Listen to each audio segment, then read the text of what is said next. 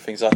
Anyway, Matt, let's move on now to our next match of the night, which, of course, was our main topic man on this podcast, Matt, Mr. Roman Reigns. How do we like that? Up against the Universal champion in Kevin Owens. Of course, the stipulation being that Jericho was put in a shark cage. But by the way, I mean, what a pointless stipulation anyway.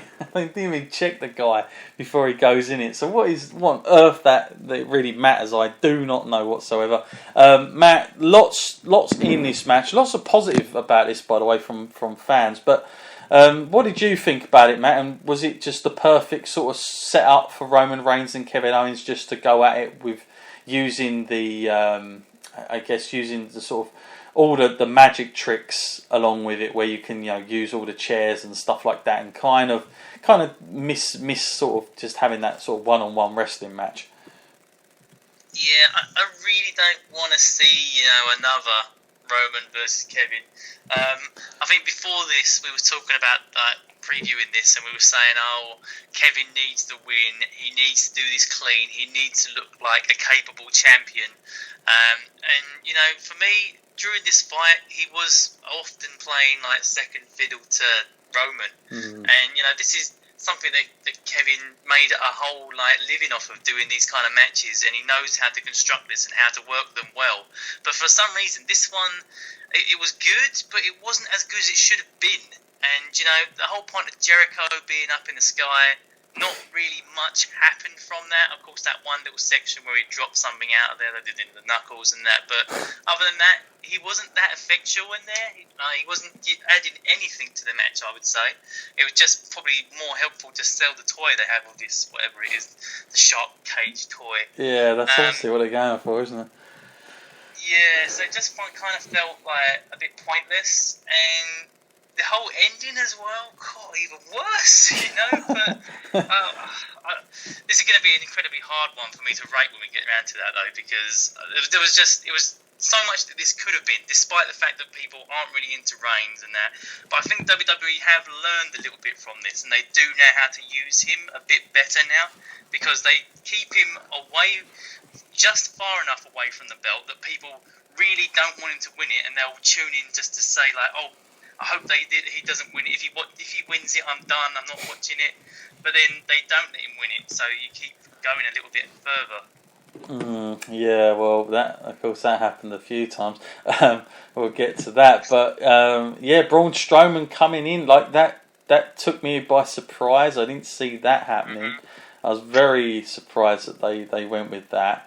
But again, I think it goes to show you, Matt, that Kevin Owens, he could have beat him up about 50 times with a chair, and Roman wouldn't have really been that hurt by it, would he? Surely. But of course, they had to go one step further and have Braun go out there and cost him the match as well. And it almost seemed like Kevin Owens won just because Braun Strowman, which is, I wanted the night to be, if anything, the night where Kevin Owens wins something by himself. Not, it doesn't have to be clean. I get that he's playing the heel, but just doing it himself would have been so much better. I'm not into this whole. I'm not buying it that it's part of his character. It makes it more better. Honestly, I think it's doing him more damage, and I think his reign it's just getting worse. Considering when this guy first come up, he could beat guys by himself. So I don't know why it's got to this point. What did you make of Braun coming out in particular, Matt, and the whole, the not really much reasoning and idea why really was there? No, I mean, I know he had that run-in with him on Raw, but honestly, to come out in a match, it's a little bit odd, isn't it? Yeah, I mean, they don't get on. That's fair enough, and they've had matches against each other or got in each other's way a little bit. But this was something they usually reserve for like a heated rivalry. There's no heated rivalry here, And even if there was, people wouldn't want to see it. People don't want to see Braun versus Roman. I'm not exactly like cheering for this match if this match ever happens. I think it would be an incredibly stiff match to work. I just didn't understand why they did it. You know, I'm hoping we'll get some dramatic illumination on Raw, but I doubt that's going to happen after all the other fiasco that happened on that night. It just seemed like they had to come up with an excuse why the unstoppable Roman could be halted, and it's a little bit too extreme. You know, when they dropped the brass knuckle down and everything, that would have been fine for me. If he could have connected with that, then great.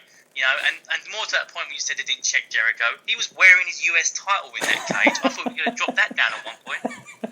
It's a great point. I mean, how bloody ridiculous did it get? I mean, listen, when they used to do that stuff in WCW and I'd seen it done in the NWA, those guys were checked. Like, they pretty much went in there naked if they could get away with it. I mean, they were being checked because the point of them being in there is there'd been a problem where you have a manager who's at ringside who causes problems with, you know, foreign objects. So the one thing you definitely do is if you either ban them from ringside, which probably just solves the whole thing, or if you want that visual effect, you do the whole shark cage thing, which is cool.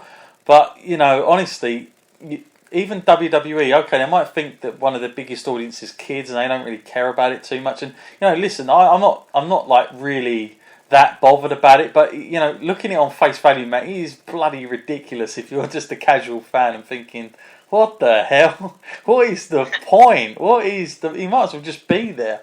Really, he might just be a manager at ringside because he can still throw him something. So that made zero sense to me. Summing this one up, as Matt said, is slightly difficult. This match went just under 24 minutes. Got a really long outing, really, for this. Again, it's one of those matches where it was all about, you know, all the spots with the chairs, and there were some big moments in it. I'll give you that, but as I said before, sometimes it's the tricks are all out and kind of gets a little bit disguised in it. For me, it's really tough. I give this just a 3.5. It gets a little bit of half because I felt both guys, including Roman Reigns here, put a lot of effort into it. I don't think he'd done anything too wrong in this. I felt it's the best way to use Roman is like this. You know, so I felt it was acceptable. It wasn't outstanding. So just a 3.5 for me, and just disappointed overall that Kevin Owens they won't let Kevin Owens do it on his own, which was a slight disappointment. Matt, your rating for this one? Yeah, for me also a 3.5. I don't want to sound like I'm agreeing with you all the time, but for me, if there wasn't the special stipulation in this, like no disqualifications and that, I think this would have been really exposed. Because the way they were portraying Kevin Owens in this, it looked like he was a B player and Roman was like a AAA guy, just would have ran flat over him. And I don't think that's the case at all. And the fact that they portray it that way, even when Roman's being hit with weapons and everything, and he's still kind of a juggernaut force you can't stop. But I just think it's getting a little bit too much. Yeah, no, I'm with you there. I'm with you. Next we have we go straight to the sort of SmackDown side of things, I guess. WWE Cruiserweight Championship defended by Rich Swann against Neville. Didn't see this one coming, Matt, in terms of the outcome. I've got to say, I thought they'd take it a bit longer.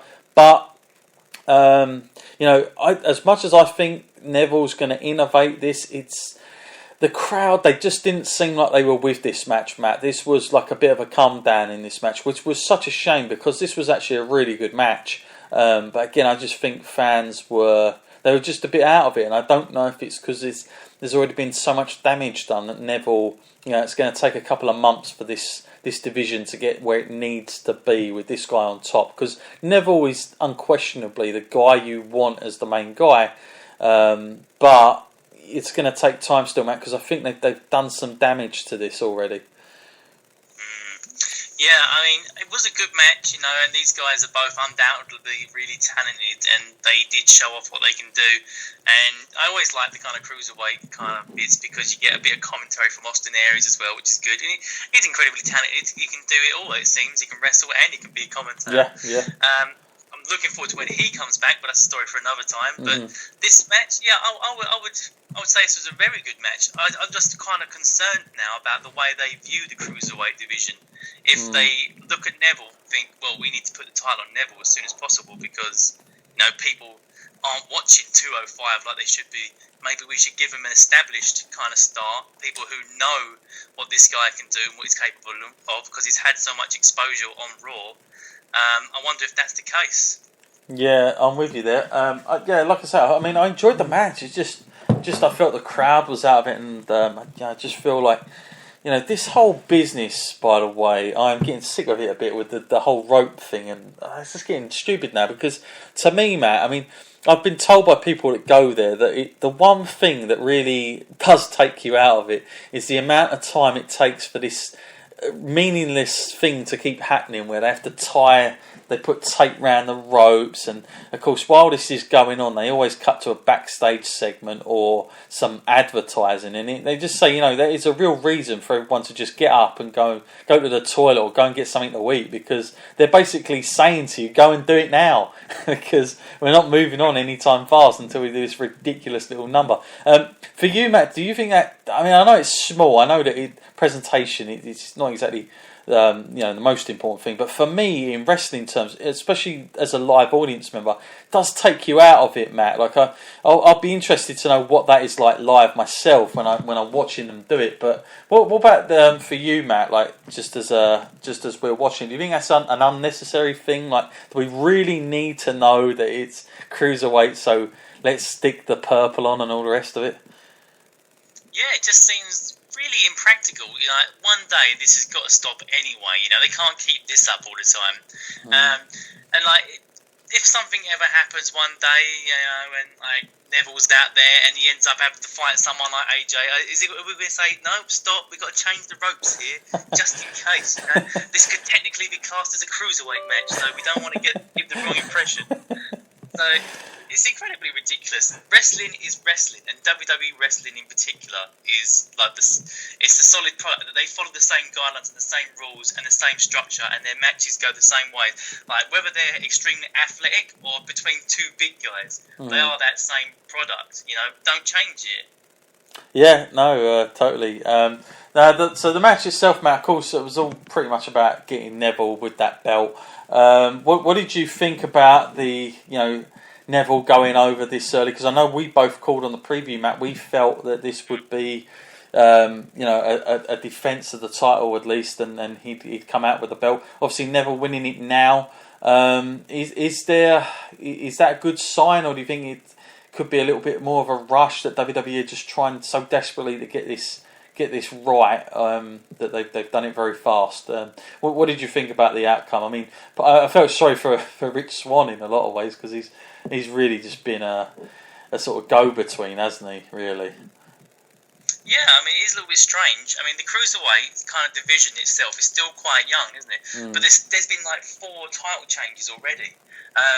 It's really like they thought the 205 and the whole division was going to go in one direction, and then what the actual result was completely different. So they thought, well, how are we going to fix this? Let's try this guy. That didn't work. Let's try this guy. That didn't work. But of course, Neville is a foolproof kind of plan, really, because everybody knows Neville and everyone kind of likes him in some way. I've never heard anyone say that they didn't like Neville or wasn't appreciative of his kind of in-ring talents, because that would be crazy, because he's got so many. Yeah. But I think putting the title on him is a safe move, but not technically what I would have wanted to see. I think, like, from a storyline perspective, it would have been much better to see it build a little more. Like, I don't want to see them rush through the cruiserweight division too quickly and go through all their combinations of opponents like super fast. Yeah, no, I'm with you there. Bar as a sum up on this match, Matt, I've given this a 3.5. I think I think both guys done as much as they could. It was a shame that the crowd just wasn't into it as much as they really should have been. But it's just one of those things where it's like you kind of feel like it would have been better for these guys to have been in that pre-show bit in the way they booked this whole thing. Like it's just not in the spot where it needs to be, and I really think I really do believe, get rid of the purpleness. Stop doing that and just make it look like it's part of the main card, Yeah, I think for me, if they didn't have Charlotte and Bailey on first, this would have been the one I would have had as a close second to going on first. And it had that kind of feel about it that, you know, this was a match that they weren't expecting the fans to really get into, but one that they had to put on there somewhere in between, like a buffer between two high